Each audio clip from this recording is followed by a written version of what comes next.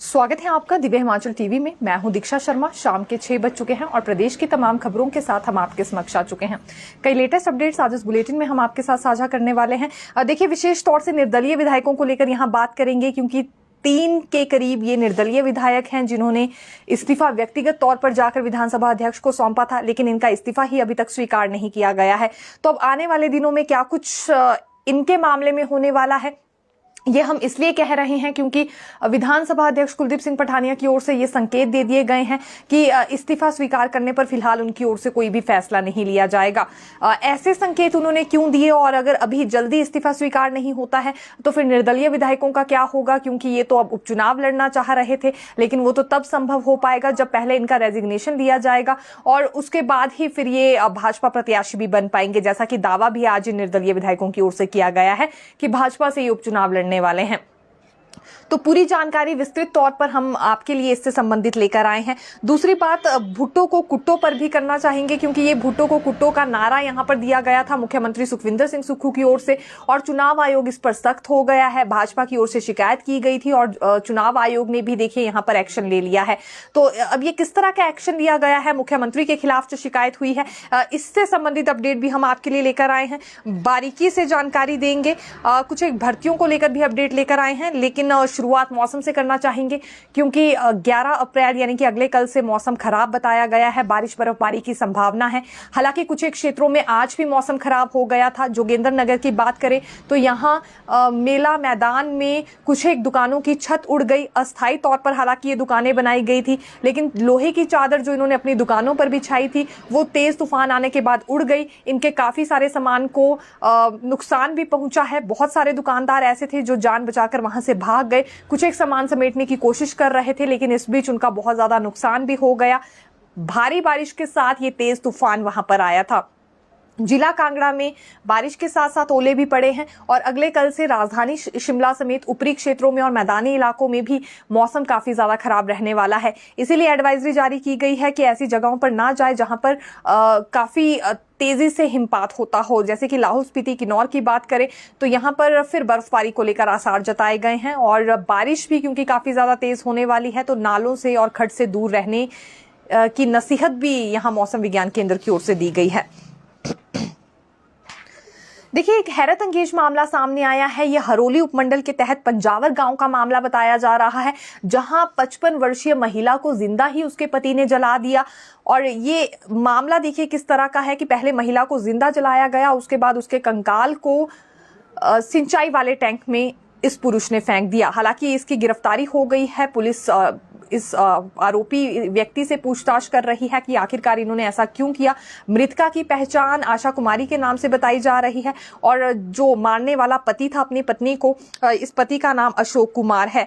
और ये शक सबसे पहले महिला के बेटे को हुआ। दरअसल बेटा अपनी पत्नी के साथ ससुराल गया था। जैसे ही ससुराल से वापस लौटा तो घर आकर ही अपनी मां को ढूंढा, लेकिन जब मां नहीं मिली तो अपने पिता से इसने सवाल किया। पिता ने पूरी तरह से बात को टाल मटोल कर दिया, जिसके बाद बेटे को शक हो गया कि कहीं उसकी मां के साथ कुछ दरिंदगी उसके पिता ने ना दिखाई हो। फिर जाकर जब नजर सिंचाई वाले टैंक पर बेटे की पड़ी तो उसने जाकर चेक किया, वहां पर महिला का कंकाल फेंका गया था। पुलिस को भी बेटे ने ही शिकायत की है। अब इस मामले में पूछताछ की जा रही है और जो पुरुष है उसे कड़ी से कड़ी सजा भी दी जाए, ये भी बेटे की ओर से यहाँ पर मांग उठाई गई है। हैरत अंगेज मामला कहना चाहेंगे। हिमाचल प्रदेश में देखिए अब इस तरह के मामले सामने आ रहे हैं, जिसके बाद कई तरह के सवाल उठ रहे हैं। और ये कैसी मानसिकता है जहां पति अपनी ही पत्नी को जिंदा जलाता है और उसके बाद घर के पास ही एक सिंचाई टैंक में उसका कंकाल भी फेंक देता है। तो ये दरिंदगी अब हिमाचल प्रदेश में भी फैल रही है और यहाँ बहुत ज्यादा जरूरी हो गया है कि सुरक्षा को लेकर कड़े से कड़े कदम उठाए जाए, ताकि अगली बार किसी की भी रूह कांपे किसी के साथ इस तरह का व्यवहार करने से पहले। एक और वाक्य सामने आया था, हालांकि कल रात से लेकर इसकी वीडियो वायरल हो रही है। ये पंजाब के पूर्व मंत्री हैं जिनके बेटे की गिरफ्तारी हुई है। हालांकि बेटे के साथ साथ उसके 4 सहयोगी भी हैं और हीरोइन के मामले में इन्हें पकड़ा गया है। दरअसल यहाँ 42 ग्राम हीरोइन के साथ इन्हें रंगे हाथों शिमला पुलिस ने पकड़ा है। शिमला पुलिस की एसआईटी को इसकी भनक पहले ही लग गई थी और गुप्त सूचना के आधार पर ओल्ड बस स्टैंड के समीप एक निजी होटल है जहां पर इन्होंने जाकर छापा मारा और ये आरोपी वहां पर बैठे थे। उसके बाद कमरे की तलाश भी ली गई जहां 42 ग्राम हीरोइन पुलिस के हाथ लगी है। अभी इनसे और ज्यादा पूछताछ की जा रही है और पूछताछ में ये मालूम हुआ सबसे पहले तो, क्योंकि यहाँ जो पहला आरोपी था उसने अपना नाम प्रकाश सिंह लंगाहा बताया, जो कि पूर्व मंत्री के बेटे हैं। पंजाब में इनके जो पिता हैं वो मंत्री के पद पर रह चुके हैं, 2 बार विधायक भी रह चुके हैं। और उसके बाद इनके बाकी के सहयोगियों की गिरफ्तारियां भी हुई, जिसमें एक महिला युवती भी बताई जा रही है। और पूछताछ में ये भी देखिए जानकारी सामने आई है कि पिछले कई वर्षों से, काफी समय से, यानी कि ये इस तरह से चिट्टा सप्लाई कर रहे थे हिमाचल प्रदेश में। हिमाचल प्रदेश में जो भी चिट्टा सप्लाई हो रहा है देखिए बाहरी राज्यों से ही आ रहा है। और हैरत अंगेज बात तो तब सामने आई जब कुरियर के माध्यम से तक यहाँ पर चिट्टा पहुंचने की जानकारी सामने आई है। पिछले कल की ही अपडेट है, लालपानी के समीप एक युवक को पकड़ा गया है रंगे हाथों और उसने खुलासा ये किया कि वेस्ट बंगाल से कुरियर के माध्यम से यहाँ पर चिट्टा भिजवाया जा रहा था और गूगल पे के माध्यम से वो उसका भुगतान कर रहा था। तो अब इस तरह के हथकंडे भी इन आरोपियों की ओर से अपनाए जा रहे हैं। यहाँ पर बहुत जरूरी है कि युवाओं को सावधान रखा जाए। देखिए मुख्यमंत्री सुखविंदर सिंह सुक्खू के खिलाफ भाजपा की ओर से शिकायत की गई थी 2 दिन पहले, जिसमें उनका कहना था कि कुटलहर में उन्होंने एक नारा दिया है और वो भी चुने हुए प्रतिनिधि के लिए। यहां देवेंद्र भुट्टो को लेकर मुख्यमंत्री सुक्खू ने अपनी जनसभा में एक बात कह दी थी कि भुट्टो को कुटो। हालांकि साथ ही उन्होंने ये भी क्लियर किया था कि वोट से कुटने की बात वो कर रहे हैं, लेकिन ये नारा भाजपा को पसंद नहीं आया, जिसके बाद उन्होंने चुनाव आयोग को शिकायत की और चुनाव आयोग भी अब देखिए हरकत में आया है। जिला निर्वाचन अधिकारी को और साथ ही साथ जो ऊना के डीसी हैं उन्हें यह आदेश चुनाव आयोग की ओर से जारी कर दिए गए हैं कि विस्तृत रिपोर्ट वो इस बारे में दे कि आखिरकार कब इस तरह के शब्दों का इस्तेमाल हुआ और क्यों हुआ। अब इस बारे में चुनाव आयोग हरकत में आ गया है, एक तरह से एक्शन लेने पर आ गया है और 24 घंटे के भीतर रिपोर्ट देने के लिए कहा गया है जिला निर्वाचन अधिकारी को भी। मुख्यमंत्री के खिलाफ जो शिकायत की गई थी अब उसी पर ये एक्शन लिया जा रहा है। हालांकि आने वाले समय में क्या कुछ होता है ये हम देखेंगे। और भाजपा की ओर से इसमें मांग ये उठाई गई है कि अब आने वाले समय में इस तरह के शब्दों का इस्तेमाल ना किया जाए, ऐसा कदम इस पर चुनाव आयोग की ओर से उठाया जाए। और दूसरी बड़ी बात उन्होंने ये भी कही है कि आचार संहिता का इसे उल्लंघन भी माना जाए। हालांकि चुनाव आयोग इस पर कितना स्ट्रिक्ट एक्शन लेता है ये अब 24 घंटे की रिपोर्ट आने के बाद ही पता लग पाएगा। और ये जिला निर्वाचन अधिकारी और डीसी ऊना की ओर से रिपोर्ट विस्तृत तौर पर अब चुनाव आयोग को सौंपी जाएगी। किस दिन ये हुआ, किस जनसभा में हुआ, किस तरह के शब्दों का इस्तेमाल हुआ, तो ये पूरा वाक्य एक तरह से रिपोर्ट में सबमिट करके देना होगा जिला निर्वाचन अधिकारी को भी और डीसी ऊना को भी। और फिर इसमें जो नई अपडेट सामने आएगी बिल्कुल हम आपके साथ साझा करेंगे। आज देखिए एक और बड़ी अपडेट सामने आई है, निर्दलीय विधायकों पर भी सुनवाई हुई है। दरअसल विधानसभा अध्यक्ष कुलदीप सिंह पठानिया की ओर से नोटिस भेजा गया था 3 निर्दलीय विधायकों को। ये कारण बताओ नोटिस था कि आखिरकार क्या वजह है जो इनकी ओर से विधायक पद से इस्तीफा दिया जा रहा है। और इसके लिए 10 अप्रैल तक का समय भी इन्हें दिया गया था। लेकिन पिछले कल की ही बात है, इन्होंने कोर्ट का दरवाजा खटखटाया जिसमें इनकी ओर से ये अपील की गई थी कि इनका इस्तीफा स्वीकार नहीं किया जा रहा है, तो विधानसभा अध्यक्ष को आदेश दिए जाए इस्तीफा स्वीकार करने के लिए। आज हियरिंग हुई chief justice MS Ramchandra Rao की अदालत में। निर्दलीय विधायकों के एडवोकेट ने अपनी दलीलें दी हैं और साथ ही साथ ये आग्रह भी किया है कि विधानसभा अध्यक्ष को इस्तीफा स्वीकार करने के आदेश जारी किए जाए। अब अगली सुनवाई इस मामले में 24 अप्रैल को होगी। उस वक्त कितना ज्यादा और इंतजार इन्हें करना पड़ेगा या फिर इस्तीफा स्वीकार हो जाएगा, ये अब 24 अप्रैल को ही यहाँ पर पता लगने वाला है। और साथ ही साथ विधानसभा अध्यक्ष को एक नोटिस भी इशू किया गया है कोर्ट की ओर से, जिसमें अब उन्हें भी कारण बताना होगा कि इतने दिनों में इस्तीफा स्वीकार क्यों नहीं हुआ। हालांकि देखिए ऐसे ही मामले जब बाकी राज्यों में सामने आए हैं तो वहां इस्तीफा देने से ठीक 2 या 3 दिन बाद इस्तीफा स्वीकार कर लिया जाता है। तो यहां तो काफी दिन हो गए हैं, ऐसे में अभी तक इनका जो इस्तीफा था विधायक पद से वो स्वीकार क्यों नहीं हो पाया है, अब ये कारण यहाँ विधानसभा अध्यक्ष को भी बताना होगा। और आज ही हमने जब विधानसभा स्पीकर कुलदीप सिंह पठानिया से भी बात की तो उनका ये कहना था कि बिल्कुल उन्हें नोटिस जारी किया गया है कोर्ट की ओर से और वो उसका जवाब देने के लिए भी तैयार हैं। लेकिन एक बात इन्होंने ये भी कही कि उनके संवैधानिक अधिकार को चैलेंज किया गया है। खैर वो जवाब देंगे, उनसे मांगा भी गया है, लेकिन एंटी डिफेक्शन लॉ को तो तीनों निर्दलीय विधायकों ने भी अपनी ओर प्रभावित किया है। कोई भी चुना हुआ प्रतिनिधि बिना वजह इस्तीफा नहीं देता है, फिर चाहे वो इंडिपेंडेंट एमएलए ही क्यों ना हो। और अगर विधानसभा अध्यक्ष को ये लग रहा हो कि गलत परिस्थितियों में ये इस्तीफा दिया गया है तो उसकी जांच भी करवाई जा सकती है। विधानसभा अध्यक्ष उसके लिए बिल्कुल अधिकृत है। वैसा ही उन्होंने किया भी था, वो बिल्कुल नियमों के मुताबिक चल रहे हैं, लेकिन उनके संवैधानिक अधिकार को अब चैलेंज किया गया है। तो ऐसे में वो भी हाईकोर्ट के फैसले का ही इंतजार करेंगे। खुले तौर पर आज इन्होंने ये संकेत दे दिया है कि ये 24 से पहले इस्तीफा स्वीकार करने पर कोई फैसला नहीं सुनाने वाले हैं, बल्कि हाईकोर्ट में अब ये पिटीशन दायर हो गई है तो कोर्ट का निर्णय ये देखेंगे। और साथ ही साथ लिखित तौर पर जो 3 निर्दलीय विधायकों की ओर से आज जवाब दिया गया है, क्योंकि विधानसभा अध्यक्ष ने भी कुछ रोज पहले नोटिस जारी किया था इन तीनों इंडिपेंडेंट एमएलएज को कि वो कारण बताओ नोटिस जारी करे कि क्यों इस्तीफा दे रहे हैं। तो इन्होंने लिखित में जवाब आज इसका भी दे दिया है। तो इनका जवाब देखते हुए और हाईकोर्ट का निर्णय देखते हुए ही अब ये भी अपना अगला रुख रखने वाले हैं। तो अब ये इंतजार एक तरह से 3 निर्दलीय विधायकों को करना होगा।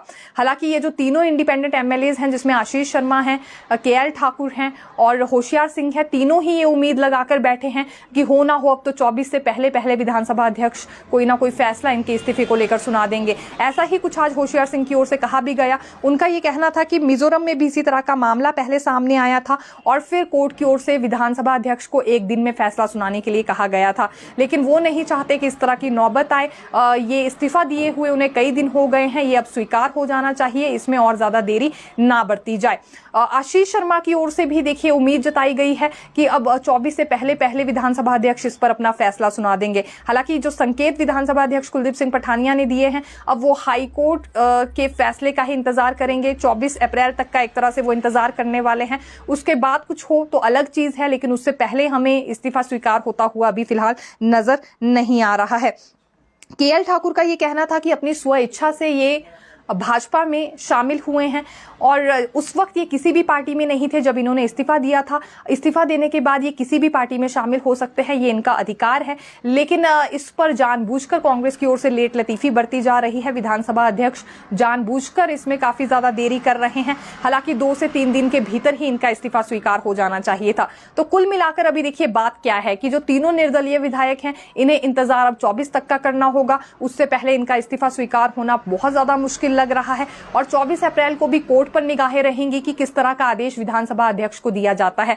अभी फिलहाल नोटिस ही जारी किया गया है जिसमें विधानसभा अध्यक्ष को भी रिप्लाई दायर करना होगा कि वजह क्या रह रही है जो इसमें इतनी देरी हो रही है। लेकिन मामला जब कोर्ट तक पहुंच गया है तो नाराजगी इसे लेकर भी विधानसभा अध्यक्ष में देखने के लिए मिल रही है कि उनके संवैधानिक अधिकार को चैलेंज क्यों किया गया। नियमों के अनुसार ही उन्होंने इसमें कार्रवाई की थी। तो अब क्या कुछ होता है ये हम आने वाले समय में देखने वाले हैं, लेकिन 24 से पहले तो इनके मामले में अभी हमें नहीं लग रहा है कि इस्तीफा स्वीकार होगा, जिस तरह की उम्मीद लगाकर तीनों इंडिपेंडेंट एमएलएज बैठे हैं।